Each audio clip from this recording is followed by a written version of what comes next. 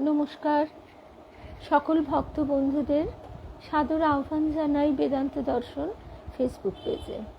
বেদান্ত দর্শন ফেসবুক পেজে আজকে আমরা প্রতি শনিবারের মতো শ্রী শ্রী রামকৃষ্ণ কথামৃত অনুধ্যান শুনব।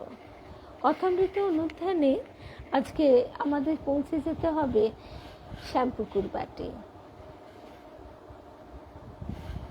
শ্যামপুকুর বাটিতে ঠাকুর তার অন্তর্লীলার পূর্বে যে কটা দিন ছিলেন, সেই সময়ে তিনি তার স্বরূপ একটু একটু করে প্রকাশ করছেন, এবং অবশেষে তার যে সেই কালী রূপেরও প্রকাশ ঘটিয়েছিলেন ভক্ত ভৈরব গিরিশ ঘোষের মাধ্যমে। আজকে আমরা আছি যেখানে যে প্রসঙ্গে, সেখানে প্রসঙ্গ হচ্ছে ফ্রি উইল আর গডস উইল। আমরা মনে করি আমাদের ইচ্ছা, কিন্তু বাস্তবিক সবই তার ইচ্ছা। আমি যন্ত্র, তুমি যন্ত্রী, আমি ঘর, তুমি ঘরণী। সাধক কবি গাইছেন, ঠাকুরও সে কথা বলছেন। ঠাকুর বলছেন, আমি তো মুখ্য, আমি কিছু জানি না, তবে এসব বলে কে? আমি বলি, মা, আমি যন্ত্র, তুমি যন্ত্রী, আমি ঘর, তুমি ঘরণী, আমি রথ, তুমি রথী। যেমন করাও তেমনি করি, যেমন বলাও তেমনি বলি, যেমন চালাও তেমনি চলি, না হং তুহু তুহু। এইটুকুই যদি আমরা জীবনে সাধতে পারি, যে যতটা সাধতে পারবো ততটাই আমরা মুক্ত হয়ে যাব। সেই অবস্থাটাই হচ্ছে জীবন মুক্ত অবস্থা। তো আজকে আমরা এই প্রসঙ্গটি শুনব। মাস্টার মশাই আছেন, গিরিশ ঘোষ মশাই আছেন, ঠাকুর তো আছেনই, ঠাকুরকে ঘিরে এই ভক্তেরা বসে আছেন, আর আছেন ডাক্তার সরকার। ঠাকুর মায়ের শ্রীচরণে সাষ্টাঙ্গ প্রণাম নিবেদন করে, শ্রী গুরুদেবকে স্মরণ করে আমরা শুরু করছি আজকের প্রসঙ্গ। সমস্ত ভক্ত বন্ধুদের শুভ সন্ধ্যা জানাই। ঠাকুর বলছেন, শ্রীমতী যখন সহস্রধারা কলসি নিয়ে যাচ্ছিলেন, জল এতটুকুও পড়েনি। সকলে তার প্রশংসা করতে লাগলো, বলে, এমন সতী হবে না। তখন শ্রীমতী বললেন, তোমরা আমার জয় কেন দাও? বলো কৃষ্ণের জয়, কৃষ্ণের জয়, আমি তার দাসী মাত্র। ওই অবস্থায় ভাবে বিজয়ের বুকে পা দিলুম। এদিকে তো বিজয়কে এত ভক্তি করি, সেই বিজয়ের গায়ে পা দিলুম, তার কি বলো দেখি? ডাক্তারবাবু মানে ডাক্তার সরকার বলছেন, তারপর সাবধান হওয়া উচিত। ঠাকুর হাত জোড় করে বলছেন, আমি কি করব? সেই অবস্থাটা এলে বেহুশ হয়ে যাই, কি করি কিছুই জানতে পারি না। ডাক্তার তখন বলছেন, সাবধান হওয়া উচিত, হাত জোড় করলে কি হবে? তখন কি আমি কিছু করতে পারি? তবে তুমি আমার অবস্থা কি মনে করো? যদি ঢং মনে করো, তাহলে তোমার সায়েন্স মাইন্স সব ছাই পড়েছ। ডাক্তার তখন বলছেন, মশাই, যদি ঢং মনে করি তাহলে কি এত আসি? এই দেখো, সব কাজ ফেলে এখানে আসি, কত রোগীর বাড়ি যেতে পারি না, এখানে এসে 6-7 ঘন্টা ধরে থাকি। ঠাকুর তখন বলছেন, সেজে বাবুকে বলেছিলাম, তুমি মনে করো না, তুমি একটা বড় মানুষ, আমায় মানছ বলে আমি কৃতার্থ হয়ে গেলুম। তা তুমি মানো আর নাই মানো, তবে একটি কথা আছে, মানুষ কি করবে তিনি মানাবেন, ঈশ্বরীয় শক্তির কাছে মানুষ খড়কুটো। ডাক্তার তখন বলছেন, তুমি কি মনে করেছ অমুক মার তোমায় মেনেছে বলে আমি তোমায় মানব? তবে তোমায় সম্মান করি বটে, তোমায় রিগার্ড করি, মানুষকে যেমন রিগার্ড করে। আমি কি মানতে বলছি গা? ঠাকুর বলছেন। গিরিশ ঘোষ বলছেন, উনি কি আপনাকে মানতে বলেছেন?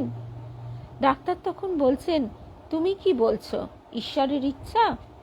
ঠাকুরকে বলছেন ডাক্তারবাবু গিরিশ ঘোষের কথা শুনে। গিরিশ ঘোষ ওই যে বললেন, উনি কি আপনাকে মানতে বলছেন? ডাক্তার তখন ঠাকুরকে বলছেন, তুমি কি বলছো ঈশ্বরের ইচ্ছা? ঠাকুর বলছেন, তবে আর কি বলছি, ঈশ্বরের শক্তির কাছে মানুষ কি করবে? অর্জুন কুরুক্ষেত্র যুদ্ধে বললেন, আমি যুদ্ধ করতে পারবো না, জ্ঞাতি বধ করা আমার কর্ম নয়। শ্রীকৃষ্ণ বললেন, অর্জুন তোমায় যুদ্ধ করতেই হবে, তোমার স্বভাবে করাবে। শ্রীকৃষ্ণ সব দেখিয়ে দিলেন, এই সব লোক মরে রয়েছে। শিখরা ঠাকুর বাড়িতে এসেছিল, তাদের মতে অশ্বত্থ গাছে যে পাতা নড়ছে সেও ঈশ্বরের ইচ্ছা, তার ইচ্ছা বই একটি পাতাও নড়বার জো নাই। সকল ভক্ত বন্ধুদের শুভ সন্ধ্যা জানাই। শুভ সন্ধ্যা রুমাদি, সুস্মিতা, অনিতা চক্রবর্তী, রীতাদি, শিবানী, জয়শ্রী। শুভ সন্ধ্যা প্রসেনজিৎ পাল, মৌসুমী, শুভ্রা, অর্ণা দিদি, মৌসুমী, চিনুদি, বিলাসপুরের দিদি, স্বপ্নাদি। শুভ সন্ধ্যা। সকল ভক্ত বন্ধুদের শুভ সন্ধ্যা জানাই। ডাক্তার বলছেন, যদি ঈশ্বরের ইচ্ছা তবে তুমি বকো কেন? লোকদের জ্ঞান দেবার জন্য অত কথা কও কেন? ঠাকুর বলছেন, বলাচ্ছেন তাই বলি, আমি যন্ত্র তুমি যন্ত্রী। শুভ সন্ধ্যা মধুরিমাদি। ডাক্তার বলছেন, যন্ত্র তো বলছো, হয় তাই বলো, নয় চুপ করে থাকো, সবই ঈশ্বর। মশাই যা মনে করুন, কিন্তু তিনি করান তাই করি, তার ইচ্ছার প্রতিকূলে এক পা কেউ যেতে পারে না। ডাক্তার বলছেন, ফ্রি হুইল তো তিনিই দিয়েছেন, আমি মনে করলে ঈশ্বর চিন্তা করতে পারি, আবার না করলে না করতে পারি। গিরিশ ঘোষ তখন বলছেন, আপনার ঈশ্বর চিন্তা বা অন্য কোনো সৎ কাজ ভালো লাগে বলে করেন, আপনি করেন না, সেই ভালো লাগাটা করায়। কেন?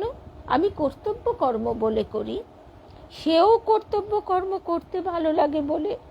মনে করো একটি ছেলে পুড়ে যাচ্ছে, তাকে বাঁচাতে যাওয়া কর্তব্য বোধে। গিরিশ ঘোষ বলছেন, ছেলেটিকে বাঁচাতে আনন্দ হয়, তাই আগুনের ভিতর যান, আনন্দ আপনাকে নিয়ে যায়, চাটের লোভে গুলি খাওয়া। শুনে সকলের হাস্য। শুভ সন্ধ্যা শুভ্রাদি, মিনুদি, জয়ন্তীদি, মধুরিমাদি। শুভ সন্ধ্যা। ঠাকুর বলছেন, কর্ম করতে গেলে আগে একটা বিশ্বাস চাই, সেই সঙ্গে জিনিসটি মনে করে আনন্দ হয়, তবে সে ব্যক্তি কাজে প্রবৃত্ত হয়। মাটির নিচে এক ঘরা মোহর আছে, এই জ্ঞান, এই বিশ্বাস প্রথমে চাই। শুভ সন্ধ্যা লক্ষ্মী। ঘরা মনে করে সেই সঙ্গে আনন্দ হয়, তারপর খোঁড়ে, খুঁড়তে খুঁড়তে ঠং শব্দ হলো তো আনন্দ বাড়লো, তারপর ঘরার কানা দেখা যায়, তখন আনন্দ আরো বাড়ে। এই রকম ক্রমে ক্রমে আনন্দ বাড়তে থাকে। আমি নিজে ঠাকুর বাড়ির বারান্দায় দাঁড়িয়ে দেখেছি, সাধু গাঁজা তয়ের করছে আর সাজতে সাজতে আনন্দ। ঠাকুর বলছেন। ডাক্তার তখন বলছেন, কিন্তু আগুন তাপ দেয়, আলোও দেয়, আলোতে দেখা যায় বটে, কিন্তু উত্তাপে গা পুড়ে যায়। ডিউটি করতে গেলে কেবল আনন্দ হয় তা নয়, কষ্টও আছে। মাস্টার বলছেন, পেটে খেলে পিঠে সয়, কষ্টতেও আনন্দ। গিরিশ তখন বলছেন, ডিউটি শুষ্ক। ডাক্তার বলছেন, কেন? তবে সরস। সকলের হাস্য। বেশ, এইবার লোভে গুলি খাওয়া এসে পড়ল। ডাক্তারকে তখন গিরিশ ঘোষ বলছেন, সরস, নচেত ডিউটি কেন করেন? এইরূপ মনের ইনক্লিনেশন, মনের ওই দিকে গতি। মাস্টার বলছেন তখন, পোড়া স্বভাবে টানে। শুভ সন্ধ্যা শ্রী সাহানা। শুভ সন্ধ্যা। পোড়া স্বভাবে টানে, যদি একদিকে ঝোঁকি হলো, ফ্রি হুইল কোথায়? আমি ফ্রি একেবারে বলছি না, ডাক্তার বলছেন, গরু খুঁটিতে বাঁধা আছে, দড়ি যত দূর যায় তার ভিতরে ফ্রি, দড়ি টান পড়লে আবার। ঠাকুর বলছেন এই উপমা যদু মল্লিকও বলেছিল, এই উপমা যদু মল্লিকও বলেছিল। ছোট নরেন্দ্রকে বলছেন এ কি ইংরেজিতে আছে? ডাক্তারকে বলছেন ঠাকুর, দেখো ঈশ্বর সব করেছেন, তিনি যন্ত্রী আমি যন্ত্র, এই বিশ্বাস যদি কারুর হয় সে তো জীবন মুক্ত। তোমার কর্ম তুমি করো, লোকে বলে করি আমি। কিরকম জানো? বেদান্তের একটি উপমা আছে। একটা হাঁড়িতে ভাত চড়িয়েছ, আলু বেগুন সব ভাতে দিয়েছ। খানিক পরে আলু বেগুন চাল লাফাতে লাগলো, যেন অভিমান করছে আমি নড়ছি, আমি লাফাচ্ছি। ছোট ছেলেরা ভাবে আলু পটল বেগুন ওরা বুঝি জীবন্ত, তাই লাফাচ্ছে। যাদের জ্ঞান হয়েছে তারা কিন্তু বুঝিয়ে দেয় যে এইসব আলু বেগুন পটল এরা জীবন্ত নয়, নিজে লাফাচ্ছে না, হাঁড়ির নিচে আগুন জ্বলছে তাই ওরা লাফাচ্ছে। যদি কাঠ টেনে লওয়া যায় তাহলে আর নড়ে না। শুভ সন্ধ্যা পলে। জীবের আমি কর্তা এই অভিমান অজ্ঞান থেকে হয়, ঈশ্বরের শক্তিতে সব শক্তিমান। জ্বলন্ত কাঠ টেনে নিলে সব চুপ। পুতুল নাচের পুতুল বাজিকরের হাতে বেশ নাচে, হাত থেকে পড়ে গেলে আর নড়েও না চড়েও না। যতক্ষণ না ঈশ্বর দর্শন হয় ততক্ষণ তোমার এই বোধ আসবে না। যতক্ষণ না ঈশ্বর দর্শন হয়, যতক্ষণ সেই পরশমণি ছোঁয়া না হয়, ততক্ষণ আমি কর্তা এই ভুল থাকবে। আমি সৎ কাজ করেছি অসৎ কাজ করেছি এই সব ভেদবোধ থাকবেই থাকবে। এই ভেদবোধ তারই মায়া, তার মায়ার সংসার চালাবার জন্যই তো এই বন্দোবস্ত। বিদ্যা মায়া আশ্রয় করলে, সৎ পথ ধরলে তাকে লাভ করা যায়। যে লাভ করে, যে ঈশ্বরকে দর্শন করে, সেই মায়া পার হয়ে যেতে পারে। তিনি একমাত্র কর্তা, আমি অকর্তা, এ বিশ্বাস যার সেই জীবন মুক্ত। তিনি একমাত্র কর্তা, আমি অকর্তা, এই বিশ্বাস যার সেই জীবন মুক্ত। এ কথা কেশব সেনকে বলেছিল। গিরিশ ঘোষ তখন বলছেন ফ্রি উইল কেমন করে আপনি জানলেন? ডাক্তার বলছে বিচারের দ্বারা নয়, আই ফিল ইট। তখন ডাক্তার বলছে, এই গিরিশ ঘোষ বলছেন আমরা সকলে ঠিক উল্টো বোধ করি যে। সকলের হাস্য। ডাক্তার তখন বলছেন দেখো হে, ডিউটির ভেতর দুটো এলিমেন্ট, ডিউটি বলে কর্তব্য কর্ম করে যাই, পরে আহ্লাদ হয়, কিন্তু ইনিশিয়াল স্টেজে আনন্দ হবে বলে যাই না। ছেলেবেলায় দেখতুম পুরুত সন্দেশী পিঁপড়ে হলে বড় ভাবিত হতো। পুরুতের প্রথমেই সন্দেশ চিন্তা করে আনন্দ হয় না, প্রথমে বড় ভাবনা। তখন মাস্টার স্বগতোক্তি করছেন, পরে আনন্দ কি সঙ্গে সঙ্গে মনে আনন্দ হয় এ কথা বলা কঠিন। আনন্দের জোরে কার্য হলে ফ্রি উইল কোথায়? মাস্টারের মনের চিন্তা। ঠাকুর তখন বলছেন ইনি যা বলছেন, মানে ডাক্তার যা বলছেন তার নাম অহৈতুকী ভক্তি। মহেন্দ্র সরকারের কাছে আমি কিছু চাই না, কোনো প্রয়োজন নাই। মহেন্দ্র সরকারকে দেখতে ভালো লাগে, এরই নাম অহৈতুকী ভক্তি। একটু আনন্দ হয় তা কি করব? অহল্যা বলেছিল হে রাম, যদি শুকরজনিতে জন্ম হয় তাতেও আমার আপত্তি নাই, কিন্তু যেন তোমার পাদপদ্মে শুদ্ধা ভক্তি থাকে, আমি আর কিছুই চাই না। রাবণ বধের কথা স্মরণ করবার জন্য নারদ অযোধ্যায় রামচন্দ্রের সঙ্গে দেখা করতে গিয়েছিলেন। তিনি সীতারাম দর্শন করে স্তব করতে লাগলেন। রামচন্দ্র স্তবে সন্তুষ্ট হয়ে বললেন, নারদ, আমি তোমার স্তবে সন্তুষ্ট হয়েছি, তুমি কিছু বর লও।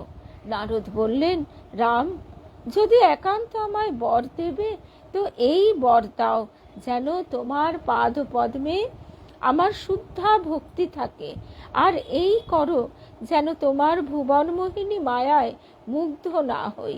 রাম বললেন, আরো কিছু বর লও।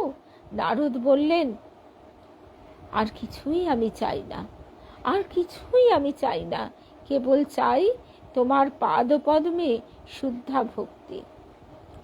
এরও তাই, যেমন ঈশ্বরকে শুধু দেখতে চায়, আর কিছু ধন মান দেহ সুখ কিছুই চায় না, এরই নাম শুদ্ধা ভক্তি। আনন্দ একটু হয় বটে, কিন্তু বিষয়ের আনন্দ নয়, ভক্তির প্রেমের আনন্দ। আমরা যে যখন জগন্নাথের দিকে চাই, লালজির দিকে, ঠাকুর মায়ের দিকে, শ্রীগুরুর মুখের দিকে, তখন সব কি প্রার্থনাগুলো থাকে মনে? সে তো তাহলে একটা লিস্ট নিয়ে যেতে হবে। লিস্ট নিয়ে বিড়বিড় বিড়বিড় করে একটার পর একটা চাওয়া চাইতে চাইতে তখন আর আনন্দই হবে না। আমরা তখন আর কিছু চাইতেও পারি না, কিছু প্রার্থনাও করতে পারি না। তার কাছে কি চাইব? তিনি যা দেবেন তাই। এই যে অহল্যা বলছেন যে আমার যদি শুকরজনিতে জন্ম হয় তাতেও আমার আপত্তি নাই, কিন্তু যেন তোমার পাদ পদ্মে শুদ্ধা ভক্তি থাকে, আমি আর কিছুই চাই না। ঠাকুর আবার বুঝিয়ে বুঝিয়ে বলছেন, আনন্দ কিছু একটু হয় বটে, কিন্তু বিষয়ের আনন্দ নয়, ভক্তির প্রেমের আনন্দ। শম্ভু আমায় বলেছিল, শম্ভু মল্লিক, যখন আমি তার বাড়িতে প্রায় যেতুম, তুমি এখানে এসো, অবশ্য আমার সঙ্গে আলাপ করে আনন্দ পাও, তাই এসো। ওইটুকু আনন্দ আছে। তবে ওর ওপর আরেকটি অবস্থা আছে, বালকের মতো যাচ্ছে, কোনো ঠিক নাই, হয়তো একটা ফড়িং ধরছে। ডাক্তারকে ঠাকুর বলছেন, এর মনের ভাব কি বুঝেছ? ঈশ্বরকে প্রার্থনা করা হয়, হে ঈশ্বর, আমায় সৎ ইচ্ছা দাও, যেন অসৎ কাজে মতি না হয়। আমারও ওই অবস্থা ছিল, একে দাস্য বলে। আমি মা মা বলে এমন কাঁদতুম যে লোক দাঁড়িয়ে যেত। আমার এই অবস্থার পর আমাকে বিড়বার জন্যে আর আমার পাগলামি সারবার জন্য তারা একজন রাঁড় এনে ঘরে বসিয়ে দিয়ে গেল। সুন্দর, চোখ ভালো। রাঁড় মানে পতিতা, পতিতা নারী, আর বিড়বার জন্য মানে পরীক্ষা করে দেখবার জন্য। আমি তো মা মা বলে ঘর থেকে বেরিয়ে এলুম, আর হলধারীকে ডেকে দিয়ে বললুম, দাদা দেখবে এসো, ঘরে কে এসেছে। হলধারীকে আর সব লোককে বলে দিলুম। এই অবস্থায় মা মা বলে কাঁদতুম, কেঁদে কেঁদে বলতুম, মা আমায় রক্ষা কর, মা আমায় রক্ষা কর, আমায় নিখাত কর, যেন সৎ থেকে অসতে মন না যায়। রবি ঠাকুরের ওই গানটি বড় প্রিয়। ভয় হতে তব অভয় মাঝে, নূতন জনম দাও হে। সত্যি তাই, আমাদের এই তার দিকে এগিয়ে চলা তো জন্ম জন্মান্তর পেরিয়ে যাওয়া। আমাদের গুরুদেব তাই বলতেন, এক জন্মেই বহু জন্ম হয়। আমরা এক একটা স্তর পার হই, আর এক একটি যেন উত্তরণ ঘটে, নবজন্ম ঘটে।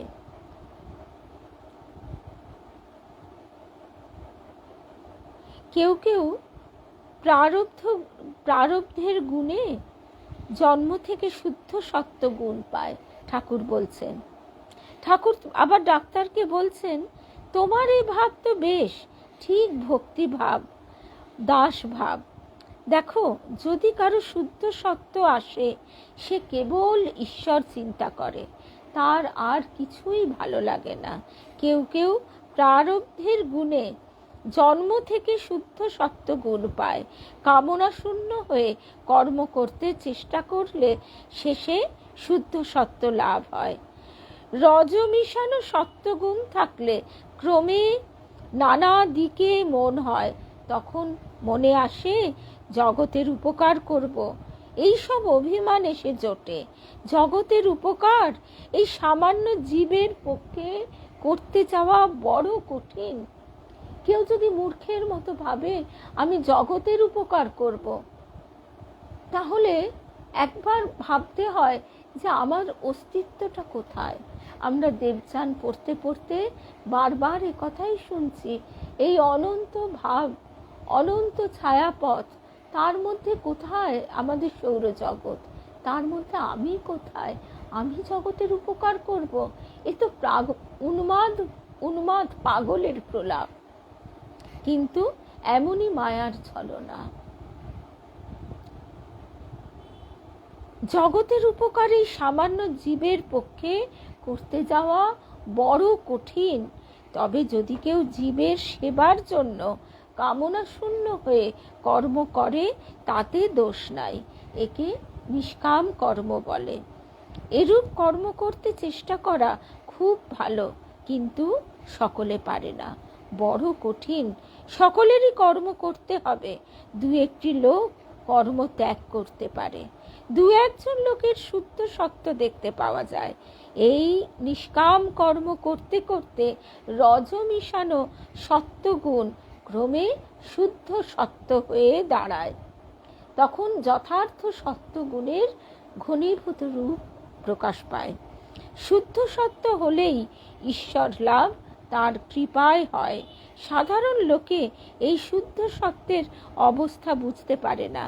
হে মামায় বলেছিল, কেমন ভট্টাচার্য মশাই, জগতে মান লাভ করা মানুষ জীবনের উদ্দেশ্য। কেমন?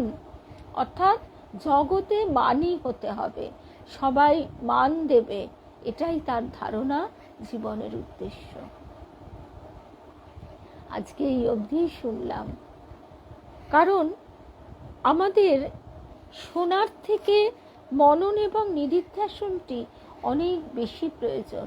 যতটুকু শুনলাম ততটুকুই যদি আমরা গভীরভাবে আমাদের সর্বদা মনের মধ্যে রাখতে পারি এবং সৎ অসৎ বিচার দ্বারা দেখতে পারি যে আমার জীবনে আমি সেটা প্রতিফলিত করতে পেরেছি, তবেই হবে সার্থক।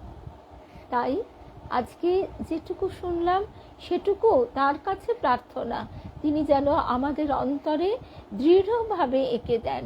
আমাদের প্রার্থনা যেন আমরা তার কথাগুলি গভীরভাবে ধারণ করে সেইটি ধরে পথে চলতে পারি। তাহলে আজকের মতো বিদায় জানাই। জয় রামকৃষ্ণ। শ্রী রামকৃষ্ণময় শুভরাত্রি। আমাদের গতকাল দেবযান শোনা হয়নি, ফিরতে অনেক দেরি হয়ে গিয়েছিল, ক্লান্ত হয়ে গিয়েছিলাম। তারপর আজকেও এই যে নানা রকমের খবর শুনতে না চাইলেও কানে তো আসে, আমাদের মানসিকভাবে বিপর্যস্ত করে, অস্বীকার করবার জায়গা নেই। মন খুব খারাপ লাগে, ক্লান্ত লাগে। আর সেই মন খারাপ বা ক্লান্তি থেকে মুক্তি পাবার একমাত্র উপায় জপ করে যাওয়া। কারণ মন সবসময় চাইবে সে ছটফট করে বেড়াতে, বিভ্রান্ত হতে, কিন্তু আমরা এইটুকু জানি যে তাকে আমরা আঁকড়ে ধরে আছি, তিনিও আমাদের কৃপা করে কাছে টেনে নিয়েছেন। সুতরাং তুমি আর আমি মাঝে কেহ নাই, কোনো বাধা নাই ভুবনে। তার ধ্যান, তার চিন্তা, তার স্মরণ মনন নিধিধ্যাসনের মধ্যে দিয়ে, জপের মধ্যে দিয়ে আমরা শ্রীরামকৃষ্ণ লোকে বাস করি। জয় রামকৃষ্ণ, জয় রামকৃষ্ণ, জয় রামকৃষ্ণ।